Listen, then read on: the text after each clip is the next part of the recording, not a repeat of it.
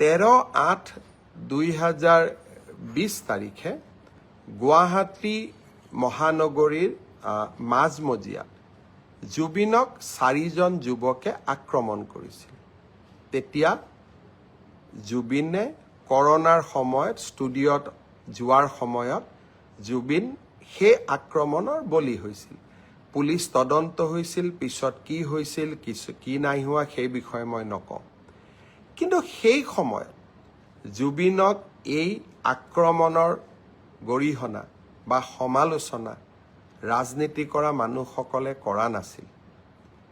কা আন্দোলনৰ সময়ত জুবিনে আমাক বিৰোধিতা কৰিছিল, কিন্তু সেই সময়তো এই ঘটনাৰ নিন্দা কৰি মই দিয়া দীঘলীয়া টিভিৰ ইণ্টাৰভিউ এটা মই ফেচবুকত আপলোড কৰিম, আপোনালোকে শুনিব আৰু তেতিয়া আপোনালোকে গম পাব যে আৰু সেই কাৰণেই সেই সময়ত জুবিনৰ জীৱিত অৱস্থাত জুবিনৰ নিৰাপত্তা আৰু জুবিনক এক প্ৰকাৰ কেনেকৈ অসমীয়াই সন্মান জনাব লাগে সেই বিষয়ে মোৰ আগবঢ়োৱা বক্তব্য আপোনালোকে মই আপলোড কৰা ভিডিঅ'টোৰ পৰা চাই বুজিব পাৰিব।